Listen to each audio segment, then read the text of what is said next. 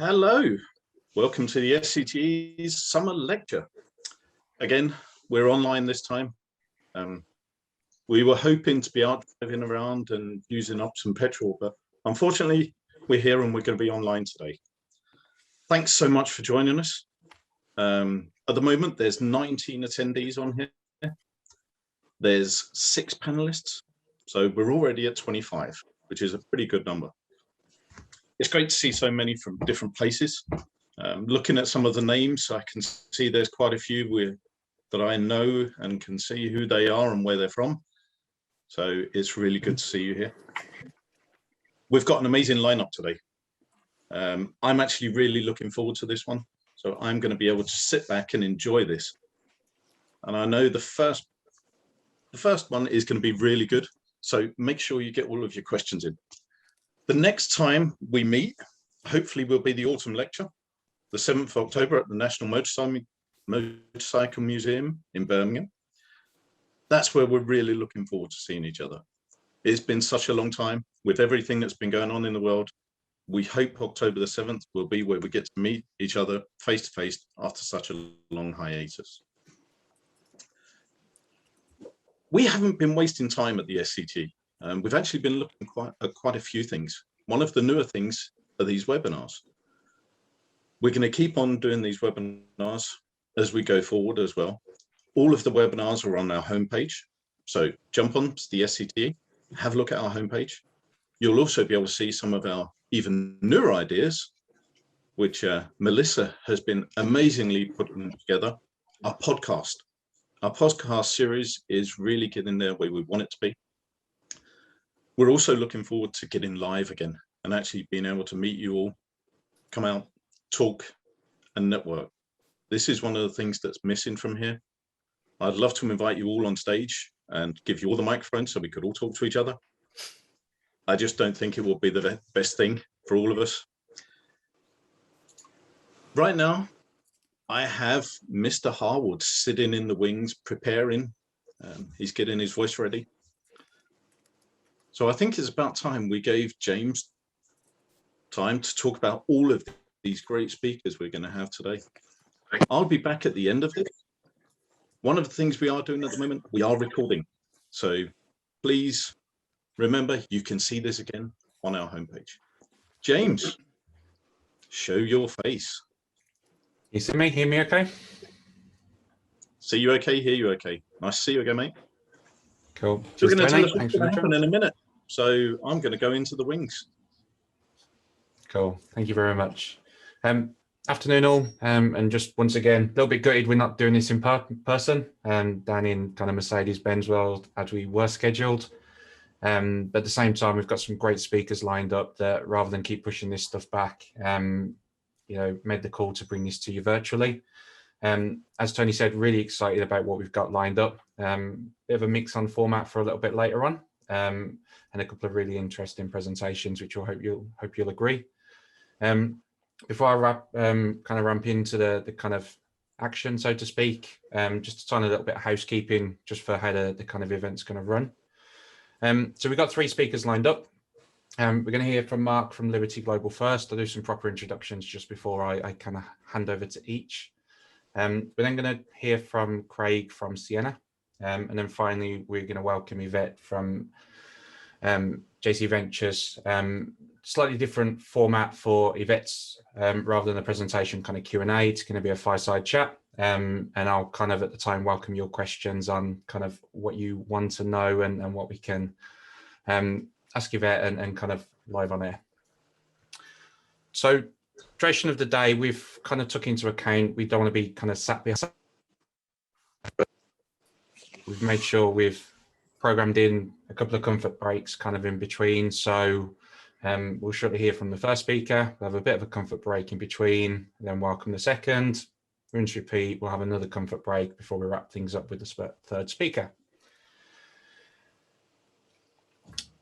Today, we want to make as interactive as possible. We would have done this in a live kind of scenario. So we really do want to welcome your questions. We've got some really interesting topics to kind of bring in front of you. The speakers have all kind of prepared, or we've prepared to an extent, but we also want to get that kind of interactivity in here. This is your opportunity to ask the experts.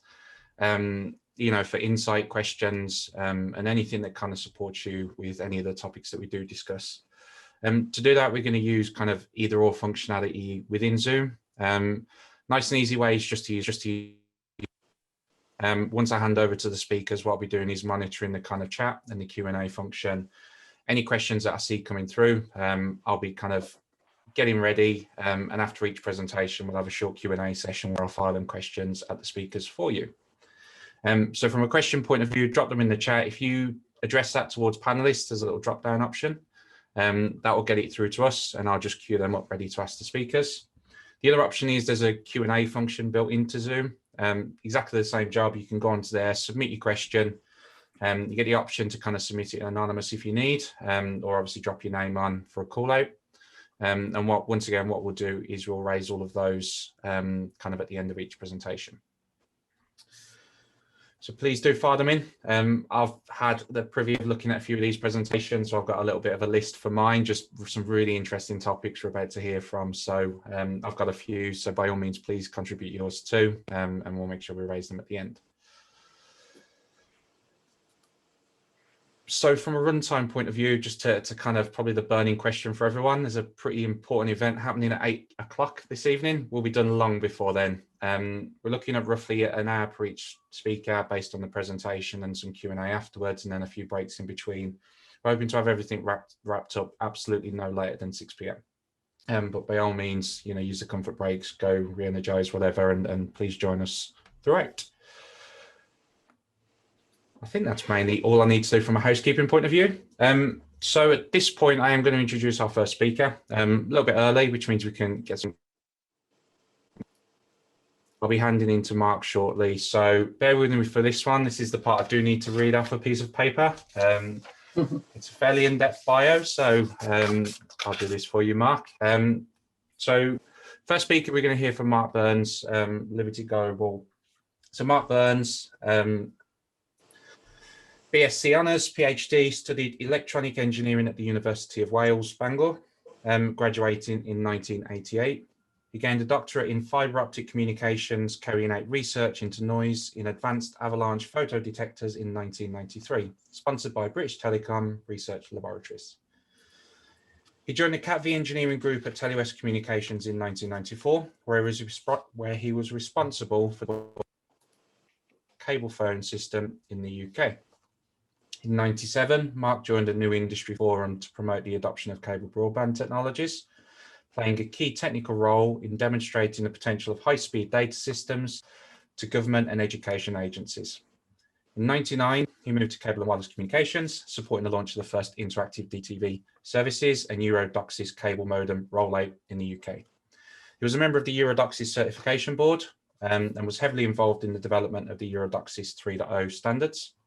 Mark served for many years as the chair of the SCTE Papers Committee, organising and chairing the biannual lecture meetings.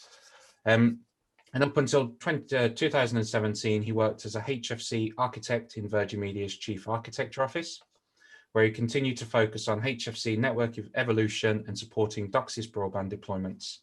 He was actively engaged in the development of DOCSIS 3.1, specification and distributed access architectures. Mark currently works at Liberty Global in the Access Network Strategy Group's Innovation and Roadmaps team, where he's responsible for mapping out the long-term HFC Access Network Roadmap. I remember back a few years, probably the first time I met you in person, Mark, was talking 3.1 at now, and we're here talking DOCSIS 4.0, so quite excited for that.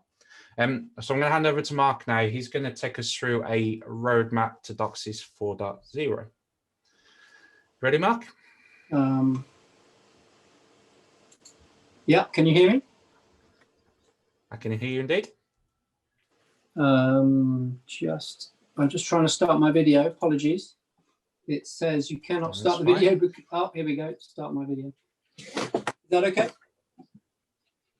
Excuse me. Yep, I can see you now. Okay, that's one. apologies. You can share and then. Yeah, I'm just going to switch on to share.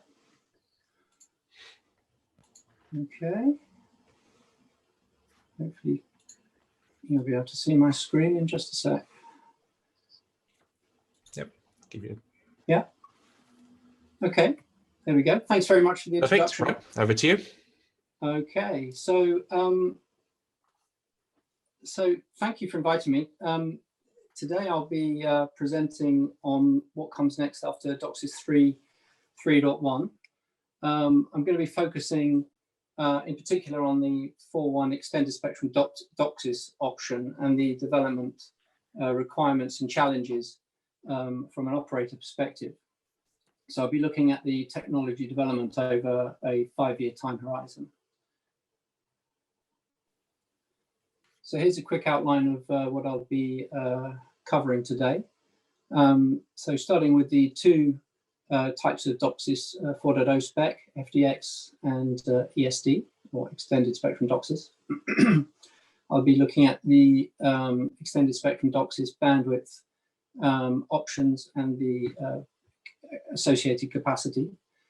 And I'll be looking at what the main drivers are, why we would like to migrate to DOCSIS 4.0, and you know, the main benefits are also covered.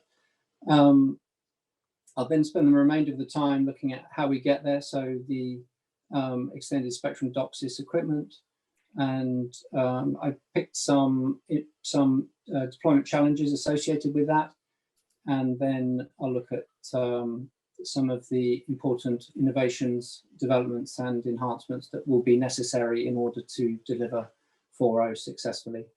And then I'm going to wrap up with a slide on when we expect the DOCSIS 4 technology to land.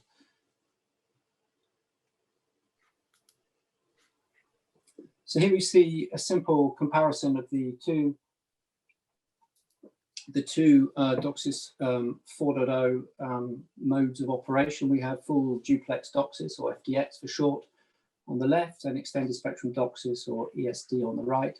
Just to note that ESD is sometimes referred to as FDD, or frequency division duplex, and we typically use those terms interchangeably. For Liberty Global, at least, the extended spectrum DOCSIS option is the preferred one. I don't plan to go through all of the bullet points, but just to emphasize one or two of them. So ESD maintains the downstream above the upstream, and is the simpler option. It extends the downstream up to 1.8 gigahertz and introduces a number of upstream band split options up to 684 megahertz, but it's very doubtful that we would go that far.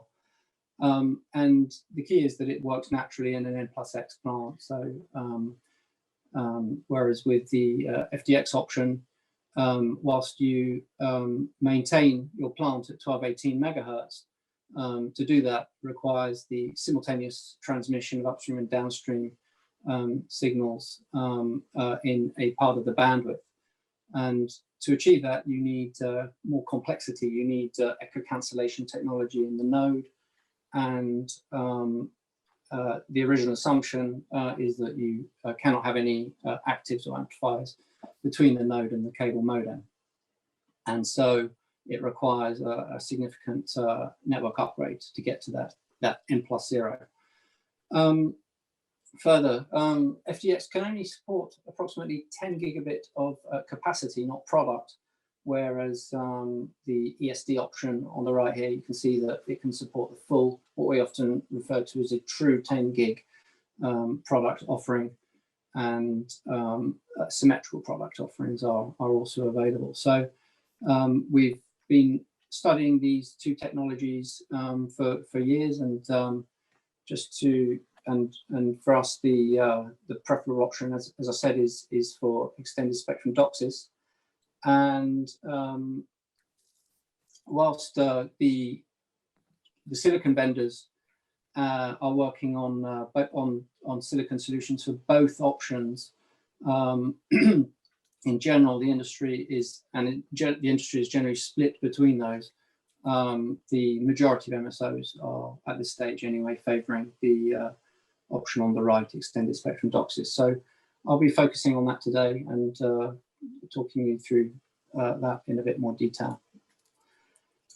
So this rather busy slide is taken directly from the DOCSIS 4.0 spec and shows the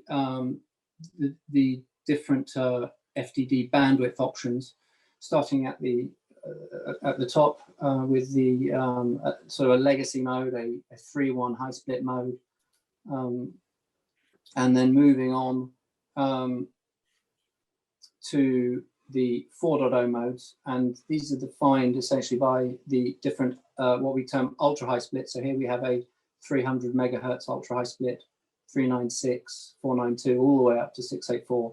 And you'll also note that there's in pink there's a crossover, a transition band. This is an area of spectrum which in typical FDD you cannot you can't for this the diplex filter crossover and is effectively wasted spectrum. Although I'll talk a little bit about some new technologies that may actually enable us to use that spectrum.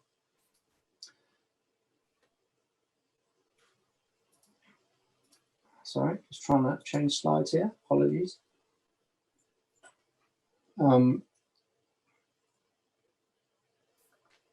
So what can DOCSIS 4.0 deliver in terms of the all-important capacity? Here I'm showing, for completeness, the two 3.1 modes. So this is at the top we see a 3.1 mid-split, 85 meg mid-split, and then a 204 high split. You'll see, of course, that DOCSIS 3.1 stops at 1.2 gigahertz. And then the 5 FDD band split options. The first thing to note is, of course, the downstream is extended to 1.8 gigahertz. And as we increase the band split, the balance between the upstream and downstream has changed.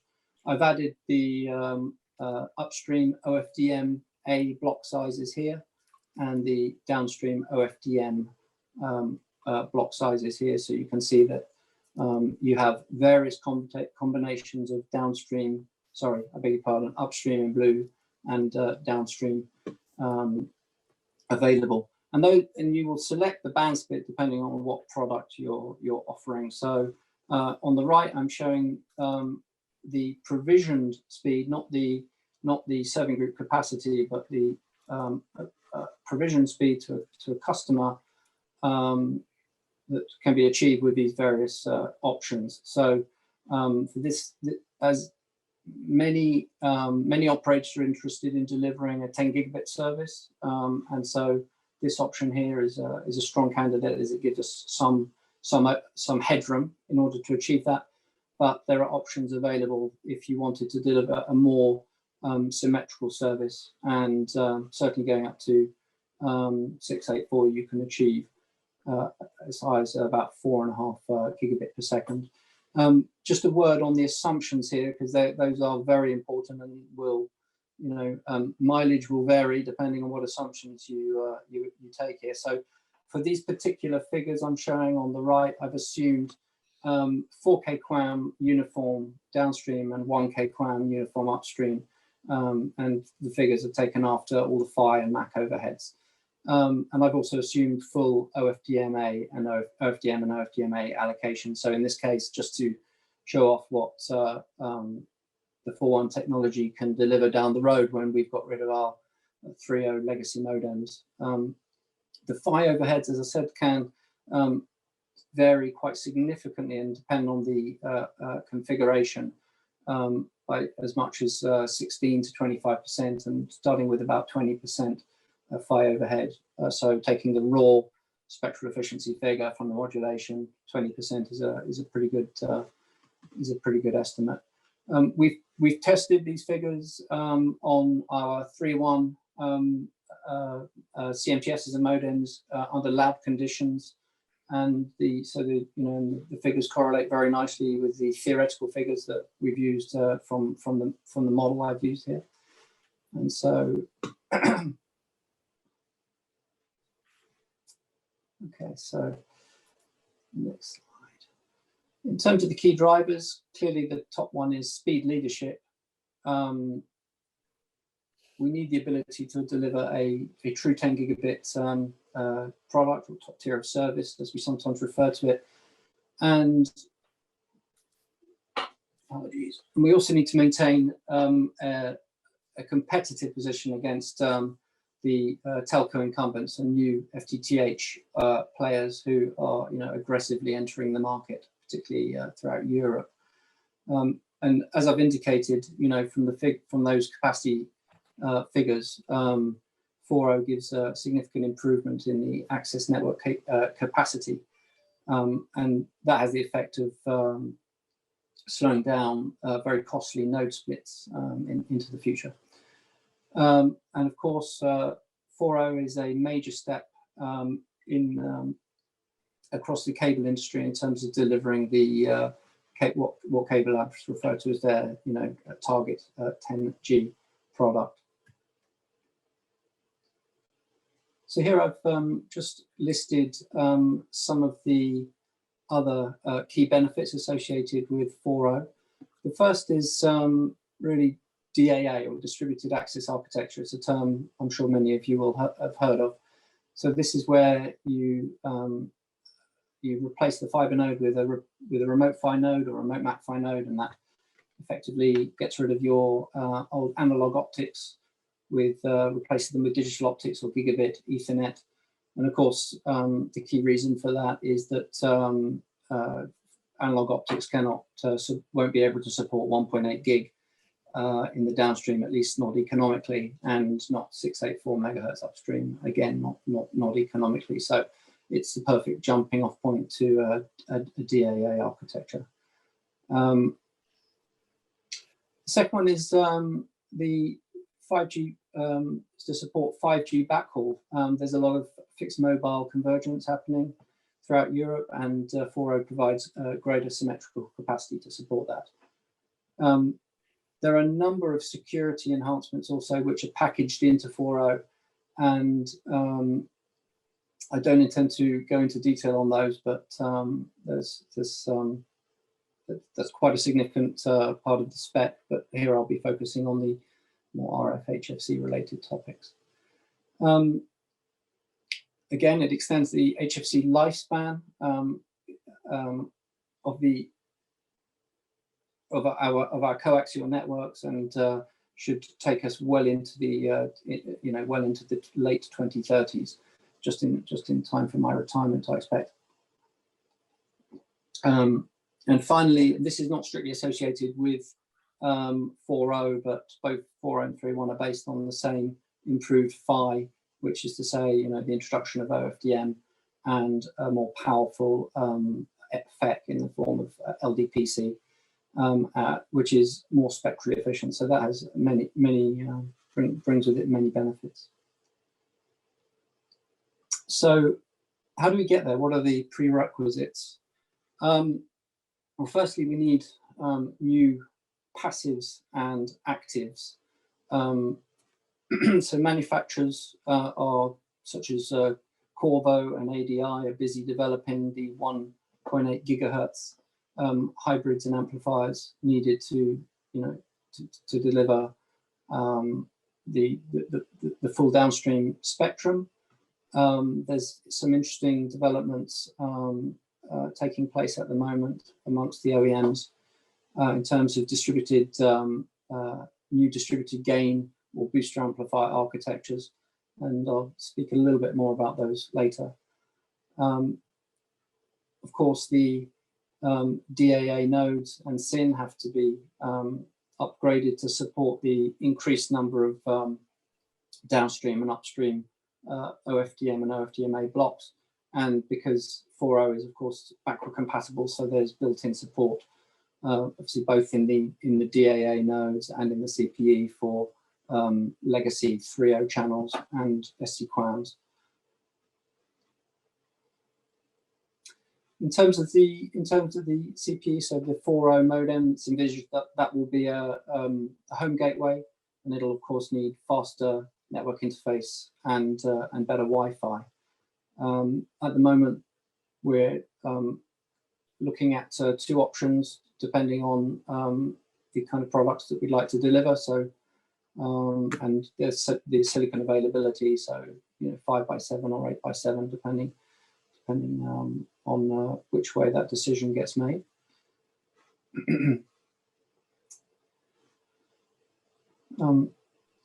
So let's look at the network and in-home impact. So this slide picks up on some of the themes from the previous slide and just lays them out in a familiar HFC network end-to-end drawing. Obviously, we need to upgrade the active equipment. That's replace the amplifiers from 1 gigahertz or 1.2 gigahertz with 1.8 gigahertz new technology. I'll look on the next slide about the impact on power consumption. The fiber node is replaced with a remote PHY or remote MAC-PHY node. In the home, we'll need a 4.0 cable modem, and it's assumed in the spec at least that all services will be delivered over IP, and so that will be the only device in the home, which definitely simplifies things and maximizes the performance of the home. The taps and the splitters will obviously need to be replaced. Those are typically 1.2 gigahertz today. And in terms of the coax cables, whilst of course they won't need to be replaced, there is going to be higher attenuation associated with both the coax cables and the passives, and I'll touch on that in the next slide. In terms of the SIN, or the converged interconnect network, to achieve the kind of speeds we're talking about for 4.0, we need to beef up the capabilities to something in the region of 2 times 10 or 2 times 25 gigabit per second Ethernet, gigabit Ethernet optics. Okay. So I want to dig a little deeper into some of the challenges associated with 4.0. The first is that, as I just touched on, clearly there's an increase in attenuation at 1.8 gigahertz. The chart on the right is for some sample cables, and shows that when you go from 1.2 to 1.8 gigahertz, there's a 25% increase in dB terms in attenuation, and that we need to overcome that clearly in order to hit the right levels at the CPU. So following on from that, we need to manage we need obviously high gain amplifiers, but we need to manage the total channel power, the total composite power, sorry, of the TCP at the amplifier output. So ideally, new amplifier technology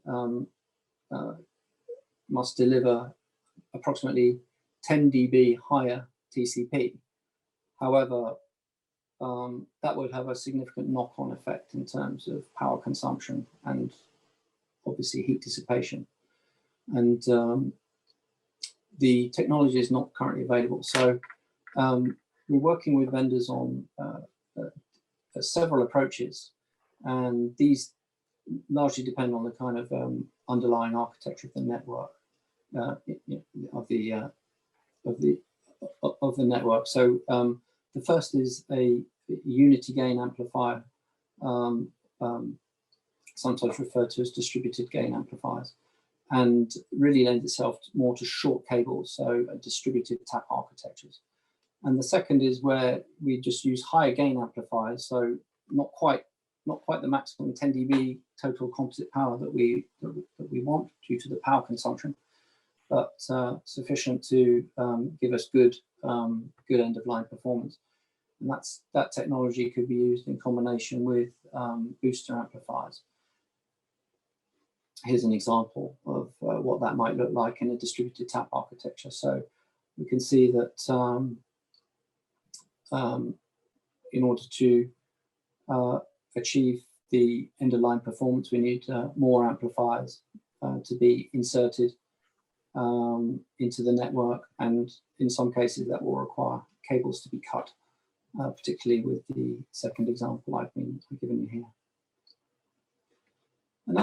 Another challenge is that we need to manage the RF levels and tilt in the downstream.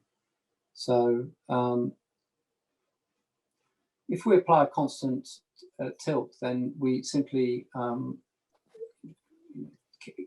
end up with too high a TCP, and so it may be necessary, not always, but in some cases, to apply a step-down function, typically above 1 or 1.2 gig. Here I'm showing an example courtesy of Teleste, where they're showing this sawtooth function, which is represents the output at the amplifier output, and clearly this is going to have a knock-on impact. So the first is that it needs to be managed. We need to obviously know where to apply the step down and at what frequencies in order to really optimize the performance across that downstream.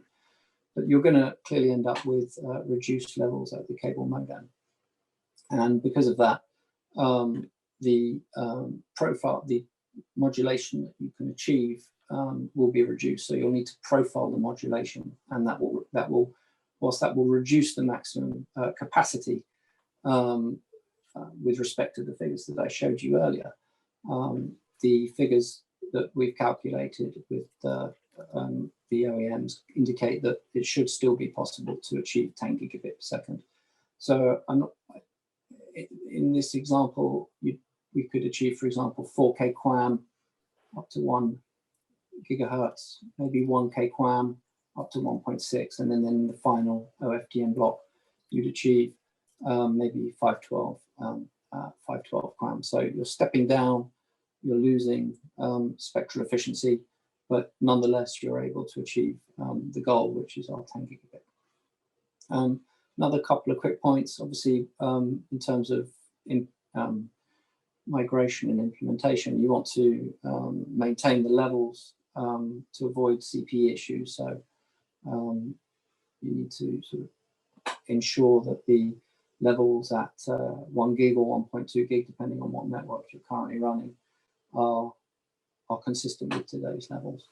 And just on a final point, if we were to apply this method, then the margins of operation would be reduced. So we would consequently need greater alignment accuracy, and that would probably call for automatic level and slope control within the amplifiers to compensate for temperature.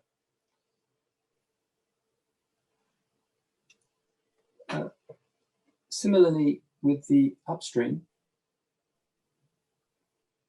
we need to manage the power levels too. As we would be migrating from 65 or 85 megahertz today through 204 high split and up to what I would suggest is a maximum 492 megahertz. So you can see there's quite a considerable increase in terms of the bandwidth, and we need to take that into account. Just to emphasize, the 684 megahertz option was part of the spec. We're very unlikely to deploy that in practice due to the loss of downstream capacity. So the maximum that we're likely to deploy is either the 396 or potentially the 492 option. So what does that mean in terms of the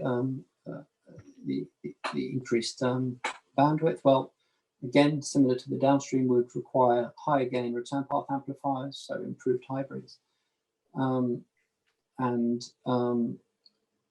Those would come at the expense of increased power consumption, and we'd need to improve the RF isolation requirements in the network, and quite possibly also introduce automatic level and slope control. I'm just going to pause there and shut the door, just one sec. My apologies for that. The joys of doing live webinars. Another consideration is that we need to think very carefully about the cable modem output levels. So whilst the capability of the transmit power of the modem had increased with 3.1, it does not necessarily compensate fully for the bandwidth increase that we're showing here. So when we go from 85 to 204 to 492, we need to manage the transmit powers, and in essence, we need to reduce the power spectral density at the modem at the higher bandwidth, and that's potentially going to reduce the signal quality at the receiver. So we need to do, this is to be studied, and we need to, as we've done for the downstream, do estimates of what impact that will have on the upstream capacity. So finally, as you know, whereas before we've been able to largely ignore the tilt across the upstream bandwidth up to 65 meg, for example, when we get to 492, you know, the tilt across the cables is going to come into play.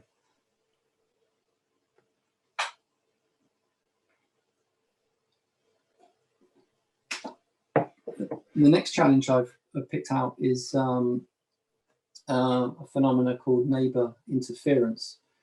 And that can occur when you extend the upstream such that there's an overlap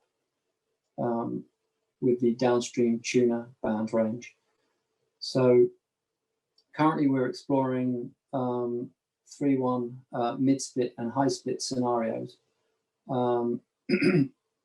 But we need to pay very close attention when we go to 4.0 as the upstream is expanded beyond 204. So a little bit of explanation about the scenarios I've shown here. So in this case, we're concerned not with in-home adjacent device interference, as we're assuming that all RF devices other than the 3.1 or 4.0 modem have been removed.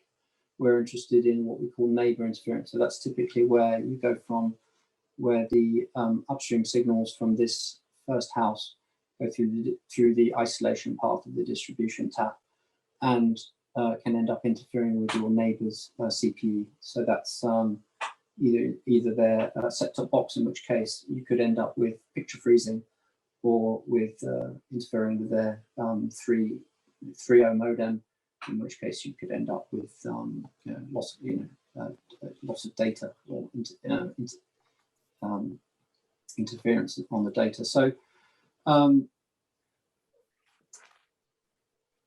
in this case, I'm illustrating this by showing the a typical 3.1 or 4.0 modem in a high split mode, and it's in a network mixed in with a network in a network which also has legacy CPE. So there'll typically be a 65 megahertz low split, and you can see that this when we start to place OFDM above the mid split in this case, that energy bleeds into the pass band of the downstream tuner. So whilst I showed a specific example for high split, more generally the phenomenon can occur wherever you mix a high split or in the future an ultra high split cable modem with a low split or a mid split CPE.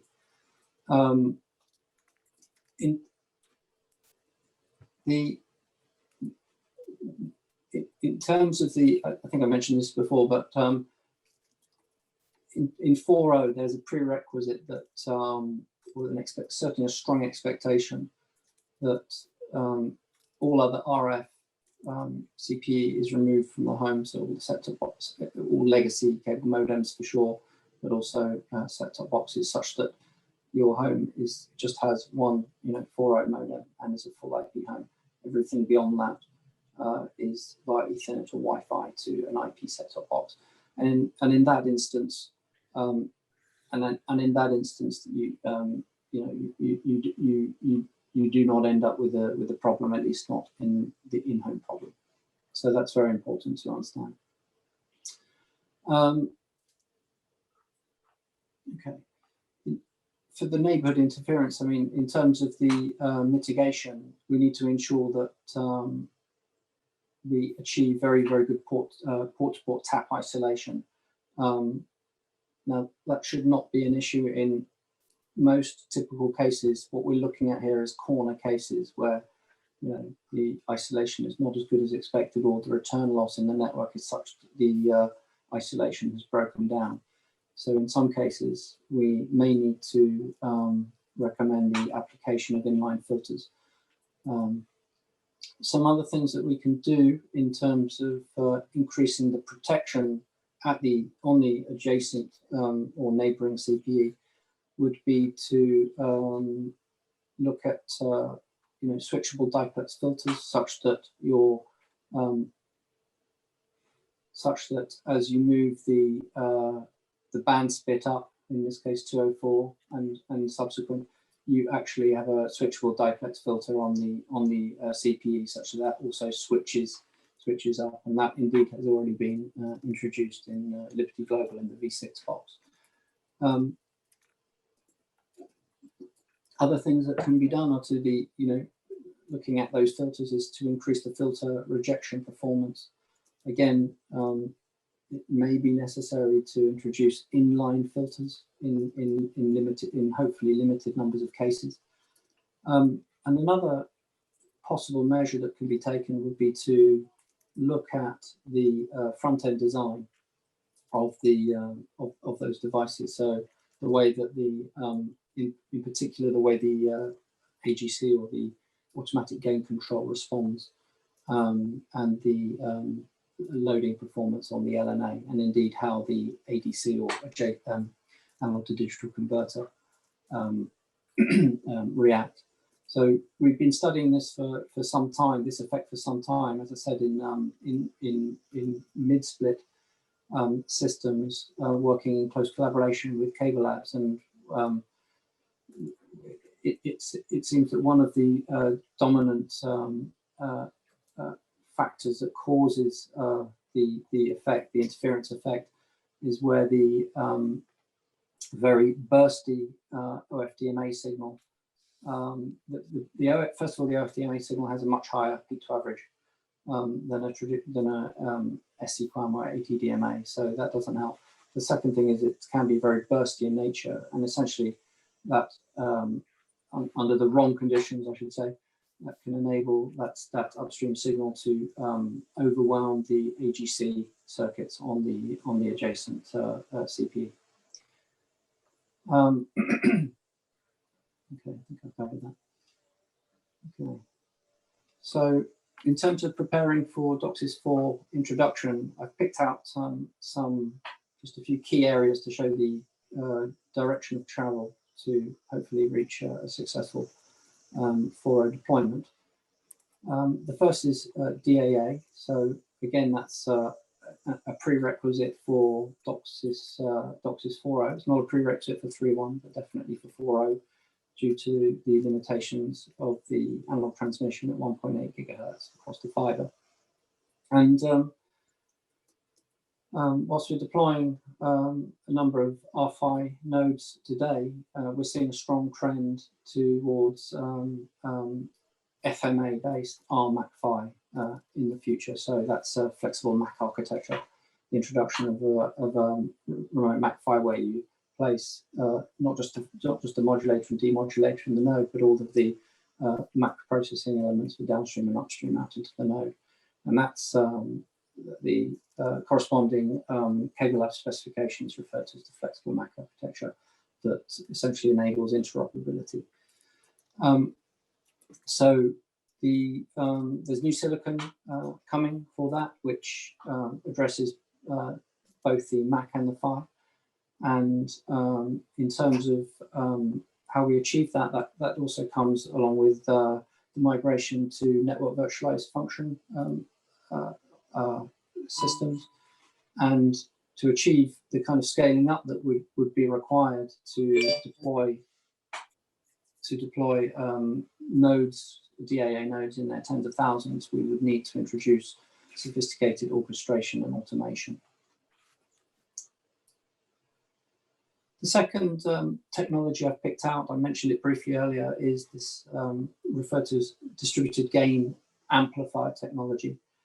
So this, again, just to recap, that addresses the very high TCP requirement issue and essentially uses echo cancellation technology to remove the need for diplex filters in the amplifier. So the great thing about that is that you can eliminate the guard bands associated, the transition bands, so you're regaining valuable spectrum. And that's electronically controlled. Essentially at that point, the band split becomes a flexible split. So when it comes to switching bands, theoretically, there's no need for additional truck roll. And the results we've seen, the end-of-line performance actually looks very promising.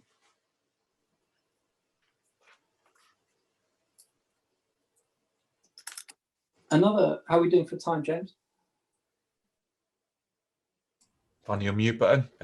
Really well, so continue on. Got quite a few questions coming in as well, which is nice. Okay. But yeah, you're good for time for now. Okay, thanks. So there's some other enhancements that will be needed to deliver the maximum in-home performance. And the first one we refer to as the point of entry or single point of entry install. So this is where the only device in the home is the DOCSIS 4.0 cable modem home gateway. So we're going to be removing all superfluous or unnecessary in-home amplifiers, passives, and RF cabling. So in the case where, so that's obviously going to recover some power and some performance. So in the case where we can remove, say, for example, two-way splitters, we should gain 4 dB.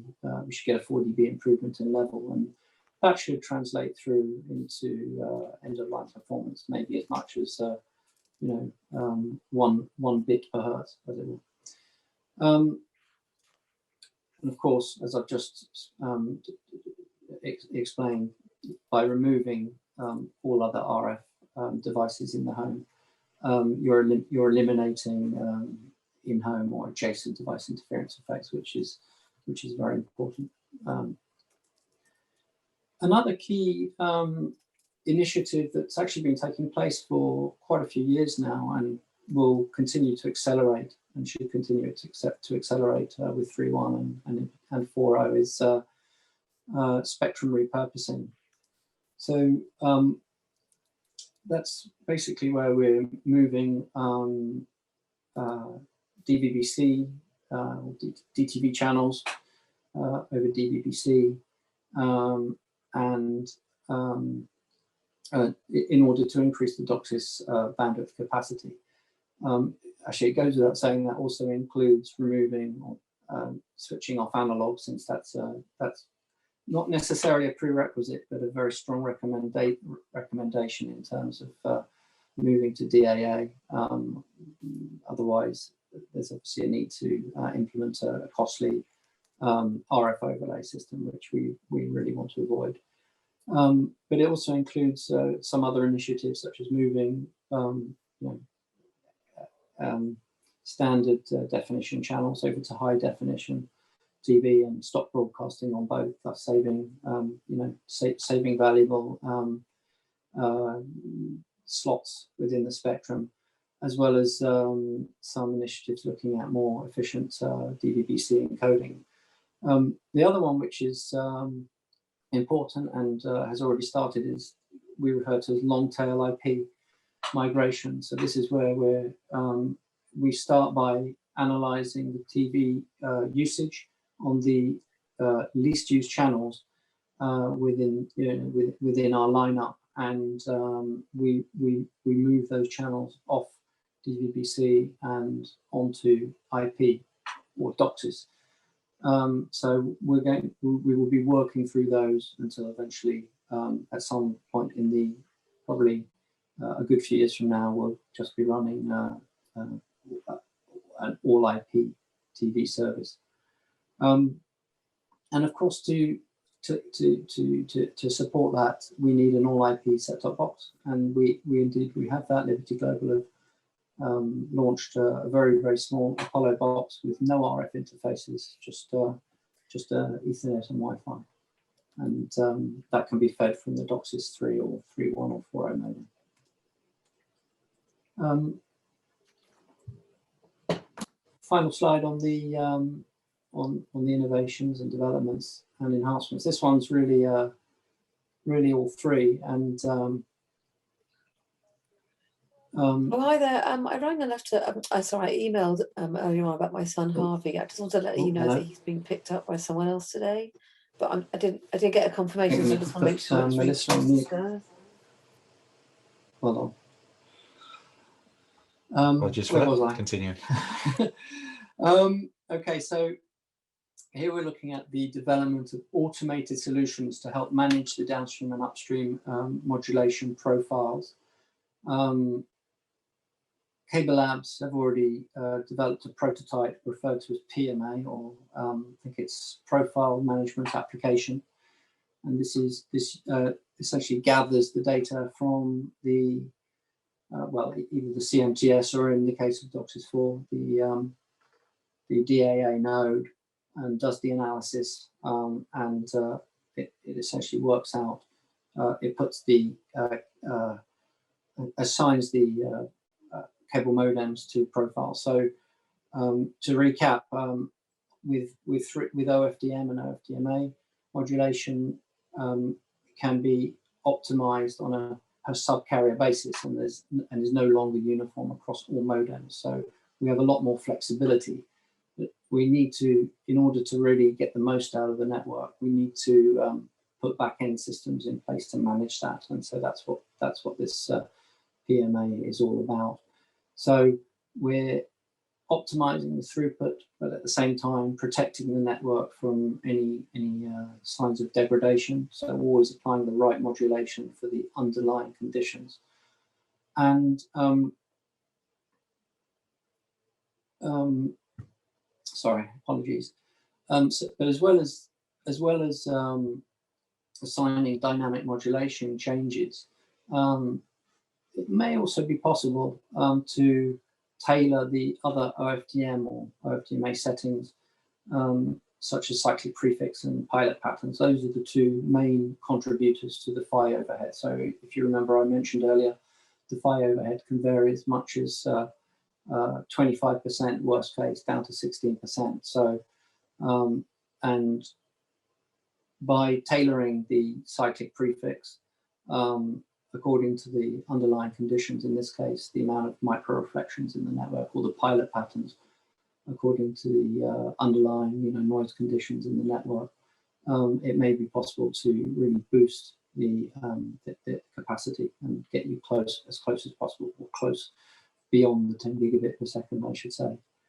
And finally, another advantage of the automated modulation profile is you should be able to, if being automated, we should be able to reduce the SNR operating margin. So where today we like to add some 6 dB of margin, just a safety margin between what we can actually achieve and where the the failure thresholds are. With automated systems, we should be able to reduce that maybe as low as 1, 2, or 3 dB, certainly in the downstream. The final one is, I guess this goes without saying, in order to support those kind of 10 gigabit speeds, we need really good Wi-Fi. I believe Wi-Fi 7 will support 10 gig, and I think even up to 30 gig. So that's I think Wi-Fi 6 is next, if I'm not mistaken, and Wi-Fi 7 will be a future development. But clearly, the CPE will need to support those kind of technologies. So nearly the final slide here. So in terms of when does the technology land? So the standards were completed somewhere around the beginning of 2020, and we've been working solidly with silicon vendors and the OEMs and CPE vendor since then. And in terms of the when and what technologies now, we expect passives to be available sometime in the beginning of 2022. The next technology that we expect to be available will be the 1.8 gigahertz amplifiers around the beginning of or around 2023. And next comes the DAA part, so the remote PHY, the remote MAC-PHY node. So that requires quite a considerable amount of silicon development and testing before it's ready. But we expect to be have deployable nodes around beginning of 24, and then finally we should have our 4.0 modems by the end of 2024. Beg your pardon, yes, end of 24. So that gives hopefully a rough idea of when we will be able to start deploying 4.0 in our networks. Just to kind of conclude, 4.0 extends the useful working life of our coaxial networks. We think it'll take us at least, whilst it may take 5 years before we're able to start deploying, and may take many years to upgrade the network. It should provide many years, perhaps several decades of useful life in our HFC networks. And with that, I'll hand back to James for some tough questions, no doubt. I just checked my audio's come back. Can you hear me okay? Yeah. Yes. Awesome. Really enjoyed that. Even better than the practice run we had yesterday. But yeah, no, it was really interesting. I have got a list of questions as long as my arm, which is always positive and good to see. And I will run through these. What we'll do, however, to the kind of audience and to mix things up slightly. Obviously, you've all submitted your questions as we've gone through. Some of these may have already been covered. I'll ask them again from your point of view, Mark. It might just be a summary and kind of wrap up of points you would have raised previous. And obviously, some of them might trigger some new bits to talk through. So one question to the audience. If anyone wants to ask their question in person, you'll see on Zoom, there's a raise hand function. To save me reading them out, what we'll do first of all is I'll open this up to the audience first of all to ask any questions you've got directly to Mark. If you'd rather I ask them and you've submitted them previously, then by all means, don't raise your hand. And what I'll do is I'll just run through that list kind of shortly after. So now's your opportunity. So if anyone does have a question for Mark on anything that's kind of been covered and you want to ask those direct, just raise your hand or just drop something in the chat quickly and we'll unmute and get you to ask them.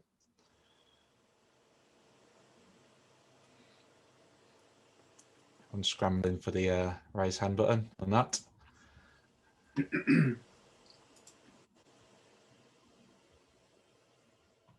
Right, no one's jumping through at the moment. So what we'll do is, it's all right, Mark, I'll start to raise some of these questions. Obviously, for anyone out there, if you think of anything and you want to raise that, either drop it in the chat or just raise your hand as we go through. But I'll get you to start fielding some questions if that's all right, Mark. Go for it. Right, so and like I said, if these have been covered in the kind of presentation, it might just be a summary you can provide. Some of these were submitted earlier on, so you might have to cover them in later slides. So by all means, just a bit of a summary and then we'll kind of run through them. So okay. Right, so first one's around DOCSIS 4.0 and the competition with fibre. There's a bit of a trend. There's a few of these kind of planted throughout here. So should all efforts now be put into the changeover to fibre rather than DOCSIS 4.0? It's a very good question. I was expecting that one. So here clearly I've been focusing on 4.0 as a technology to extend the life of the HFC network, and I've highlighted clearly some of the challenges. It's it will be I expect a more difficult upgrade than previous upgrades, but I specifically didn't want to get too much bogged down in the whole FTTH versus HFC debate, but clearly there will be use cases where it makes more sense to where it's difficult, will be difficult to deploy 4.0 due to the infrastructure costs, etc., the upgrade costs to deploy HFC. And indeed, throughout the LG estate, there are some opcos who will prefer FTTH, in this case XGS-PON, to DOCSIS 4. But so hopefully that answers your question. I think we will definitely be investing in both. We have a clear plan to deploy XGS-PON in some of our networks, but I think that equally we will be deploying 4.0 in others. Awesome. Right, I'm going to try and run through the list and try and pull all of these out just in case there's some slightly different bits. All of these will probably be a little bit fiber DOCSIS related, so we'll get these ones covered out the way. The next one does reference kind of XGS-PON. How much of a challenger is XGS-PON to DOCSIS 4.0?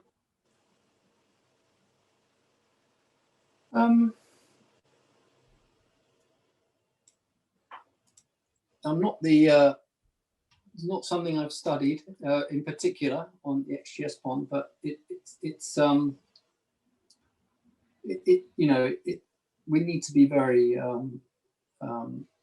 keep a close eye on the competition. We know that certainly in Europe there are incumbents are planning to ramp up their fiber to the home deployments using typically XGS-PON technologies. And we need to be ready with something to counter that competition. In fact, in terms of the speeds that can be delivered, XGS-PON typically will deliver around, I think it's 8.5 to 8.8 or maybe 9 gigabits per second, whereas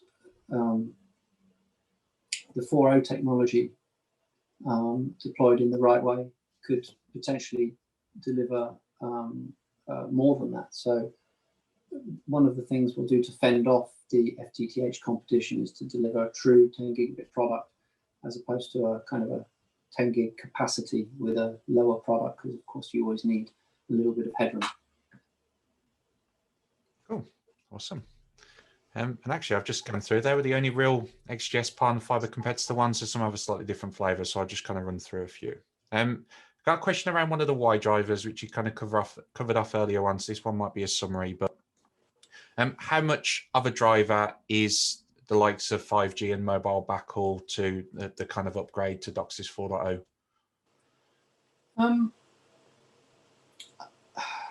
It's a difficult one. I don't think it's necessarily the primary driver, but it's certainly one of the considerations. I mean, fixed mobile convergence is very important to Liberty.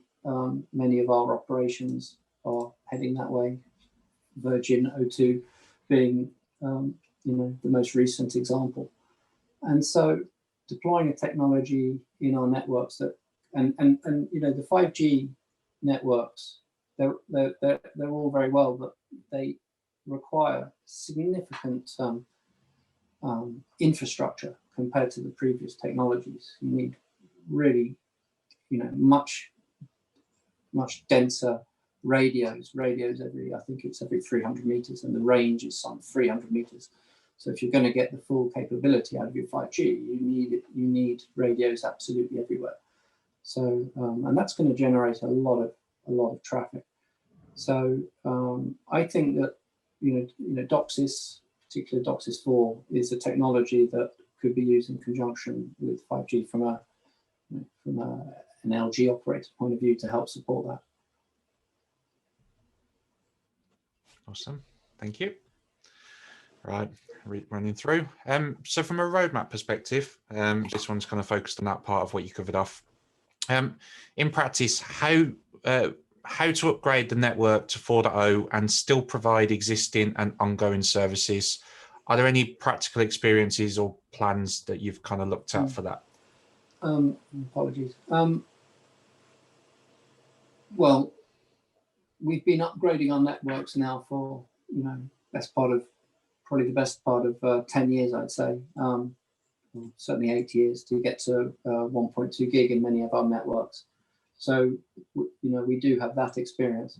I do think that 4.0 is going to be a greater challenge for the reasons that I've set out, and clearly maintaining the user experience and reducing the outages, etc., is going to be a very important factor. And I can't really say much more on that, other than that is it is a concern, and it needs to be studied. But I don't think it's. I think we can overcome it. Cool, awesome. Right. So next one. As a next-gen HFC gigabit Ethernet transport technology, how well does DOCSIS 4.0 stack up against other fiber-based technologies in terms of power, e.g. watts per gigabit? Oh, I wasn't ready for that one. Pass. I don't know the figures. Not studied the figures, and we're still looking at the power consumption associated with DOCSIS 4. I mean, perhaps I can just give you an example. I don't want to go into too much detail, but some of the indications are that with the new amplifier technologies that I mentioned, you can actually reduce the amount of power, even though you're putting in more amplifiers, because they're running at really very low gains. More amplifiers, but at very low gains. It's really only when you pump the gain up to those very, very high levels that the power consumption kind of grows almost sort of exponentially. So I can't give you a power per gigabit, but certainly something that we need to look at. And I'm going to stay on the theme of power, but albeit a slightly different one this time. So moving more equipment into the network means the requirement for powering. Are there any green powering options available for the future? Don't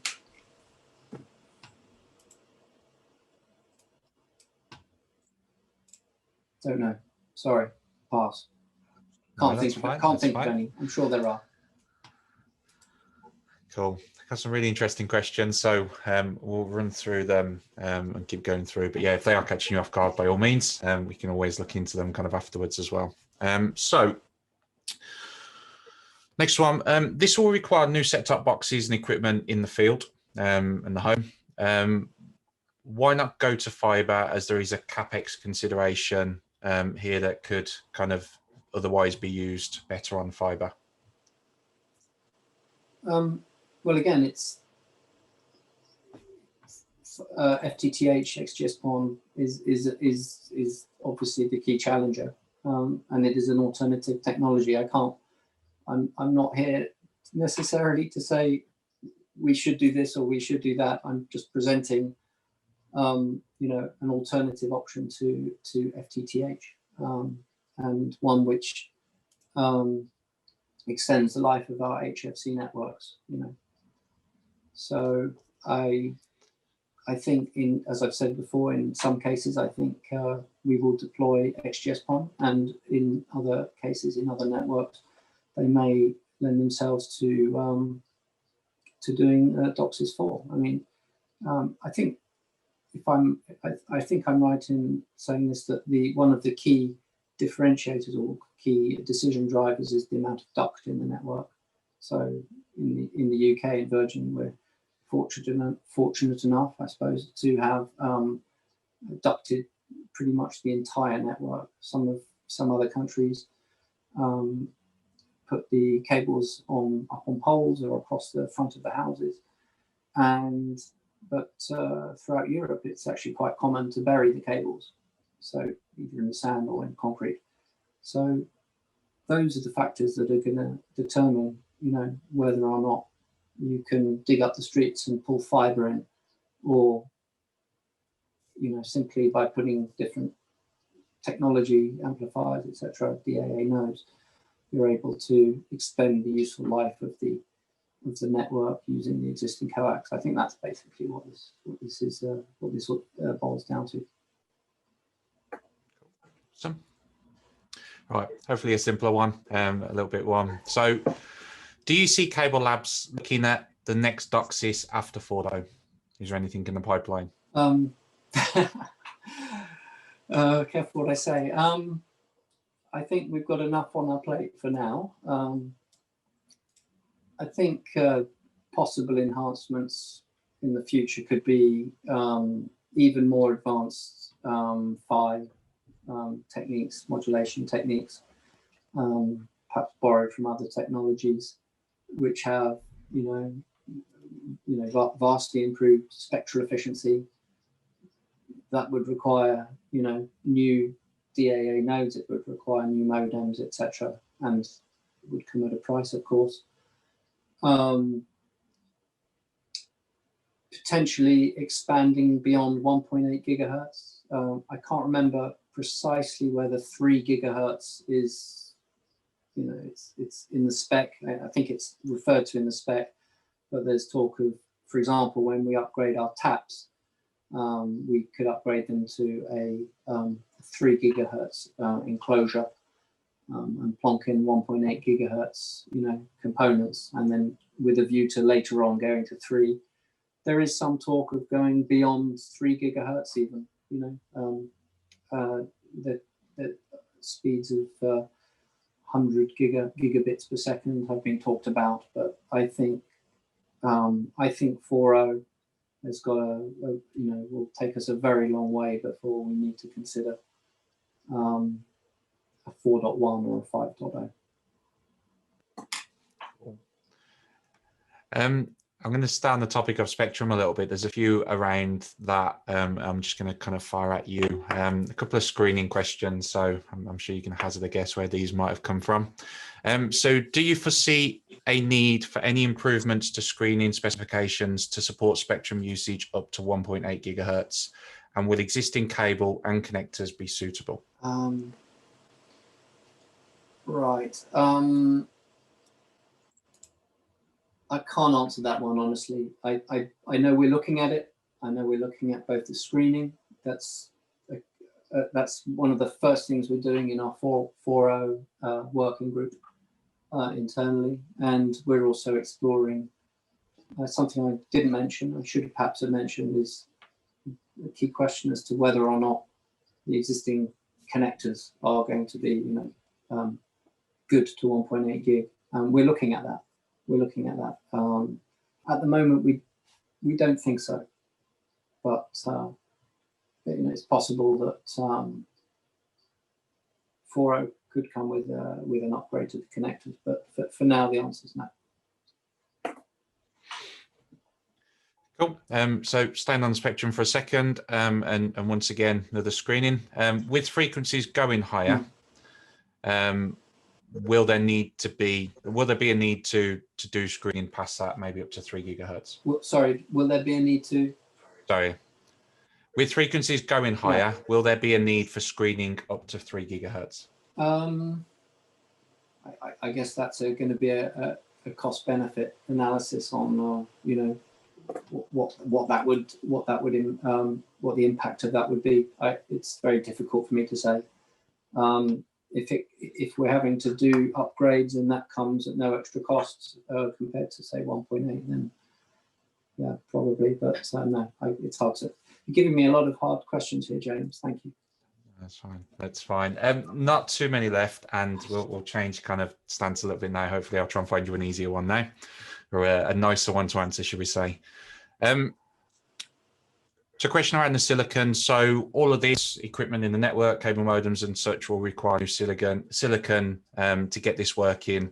Have you heard of any timeframes for this to be available? Sorry, can you just repeat that? I beg your pardon. I got distracted. No, that's fine. So all of this will require silicon to get this working. Have you heard of any timeframes for this to be available? Let me just put the last slide up. So we'll talk this in terms of the silicon. We've got the DAA silicon, so the R MACPHY node, and the CPE. So I mean, hopefully this answers the question, but clearly these have, you know, we're working with all the usual silicon vendors to develop a 4.0 product.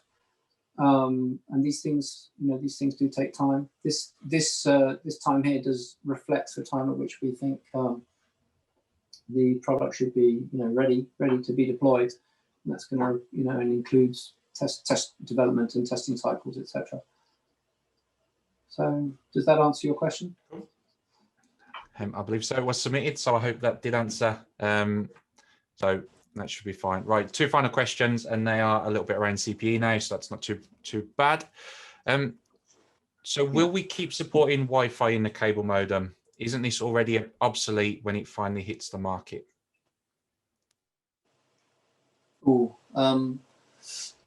Can I just deflect that one to our CPE architecture guys? I think that's a perennial question, whether or not, you know, whether or not to include to develop a 3.1 gateway or just a 4.0 cable modem gateway, or just a cable modem with an external Wi-Fi. I don't know. It could. I think the jury's probably still out.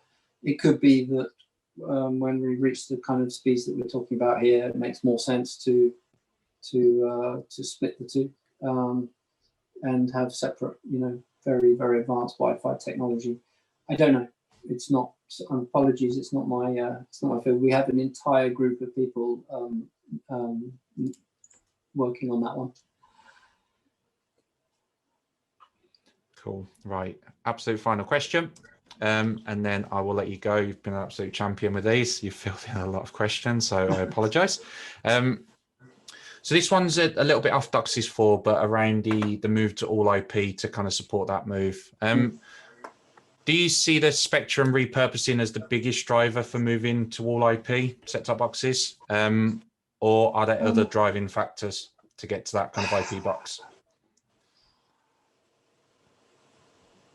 I mean, it's kind of the end. I don't know. It's not necessarily the biggest driving factor. I think the biggest driving factor for the spectrum repurposing, I think, if I remember the question, is you know, to free up as much spectrum for DOCSIS. Right now, you know, many of our downstream networks are, you know, still limited. We want to deploy more DOCSIS channels, more bonded channels, and you know, we can't because there is not the spectrum available. So we've put in place a raft of initiatives which I covered, which free up, you know, 8 meg at a time spectrum slots, which we, you know, typically